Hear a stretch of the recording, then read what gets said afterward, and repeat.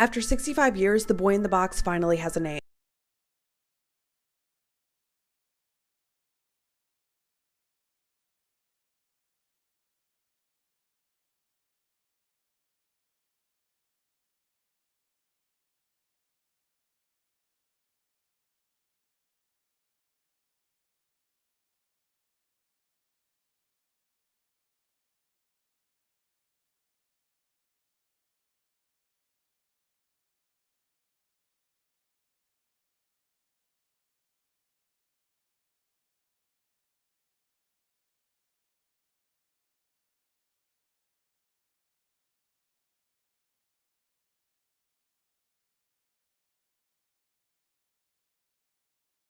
That you shall be put to death by electrocution in the mode prescribed by law, and that you shall be transferred to the custody of the warden at the Tennessee Prison for Women. And further, on the 12th day of January 1997, your body shall be subjected to shock by sufficient current of electricity. May God have mercy upon you. Mr. Bates, take Mr. Pike into the house. Can I please have my mom before I go? Please, let me just hug my mom. Please hold this close. I love you. I love you too. I love you too. He left his home to go on a ski trip. 2 days later, his body is found. Hello, true crimerers. This is the case of Eric Keller. Viewer discretion is advised. I don't have a lot of background information on Eric. I do know at the time of this case, he was 41 years old. He was married. He married his wife in 1982. At one point, they lived in Reddington in New Jersey. But Eric got a job in San Jose, California for a company called Silicon Graphics. So he moved there while his wife stayed in New Jersey. On January 9th, 1999, Eric gets into his 1998 Saab, this exact one here, and his plan was to drive to the Alpine Meadows ski resort. He was going to go on a one-day skiing trip. This is something he did all the time. He actually was expected back the following day on January 10th, but he never showed up back home. He never came to work again, and so he was reported missing by his family. On that same January 10th day, the day he is reported missing, later on that evening, his Saab is found abandoned. It was found near Interstate 80 near Vacaville, California, and it was found by a California highway patrolman. There were no signs of a struggle, no sign of a crime scene in the car. There was no blood, no hair, nothing that would say something really horrible happened in this car. Then, the following day, another discovery. Roughly a half a mile away from where his car was found, the partially clothed body of Eric Keller was found. Eric had several blunt force trauma injuries to his body. So within days of the official autopsy, this was declared a homicide. Someone intentionally killed him.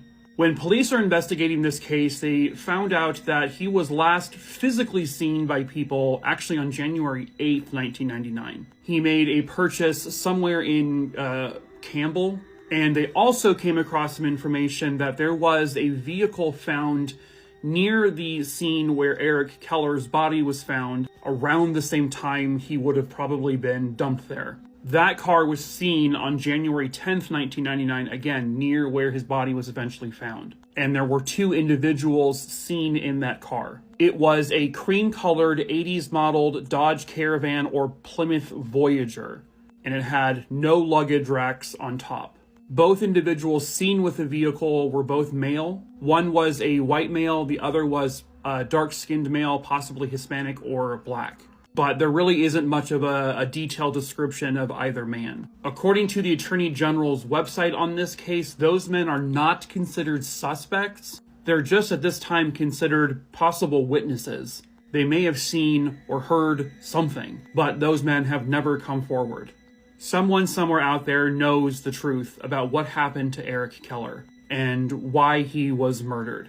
Was this a robbery? Did he go on this ski trip with other people? That's not really known. They're still trying to figure that out. Did he meet someone at the ski resort that maybe followed him?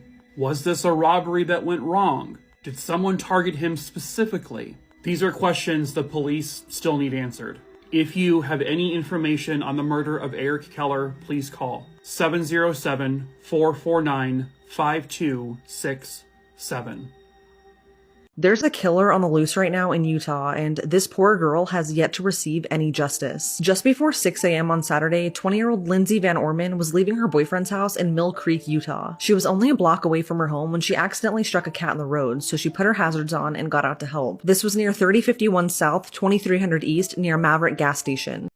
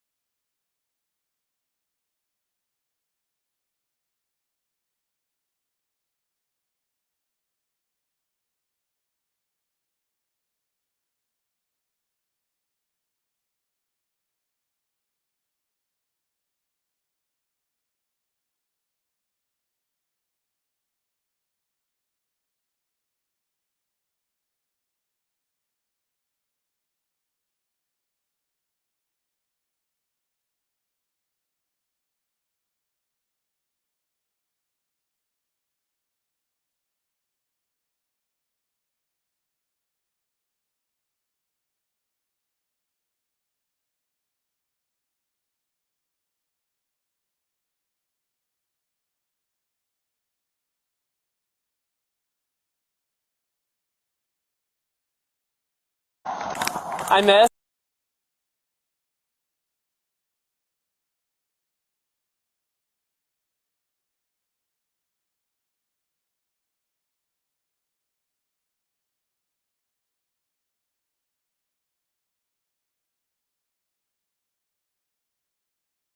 I'm sure you've heard the eerie rhyme, Lizzie Borden took an axe and gave her mother 40 whacks. When she saw what she had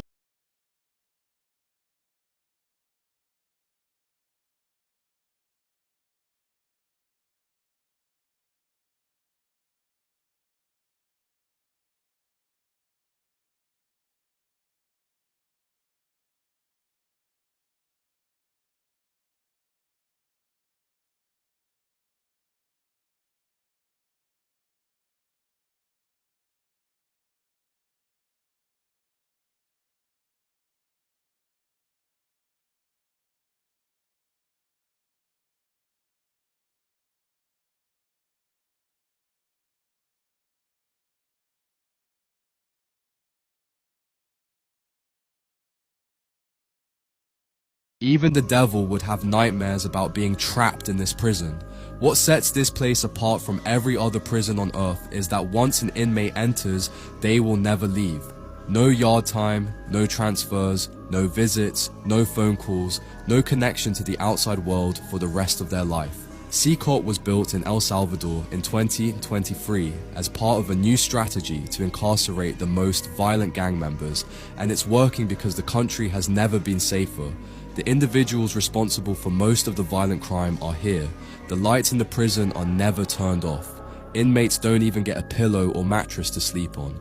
They have only a bed sheet and will sleep on cold metal bunks for the rest of their lives. Privacy doesn't exist here, with only 2 toilets per unit and no entertainment.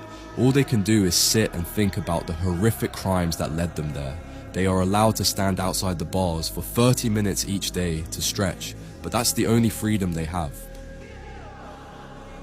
When they finally found him, it just made the mystery of what happened to him that much more bizarre. Hello, true crimers. This is another still unsolved mystery.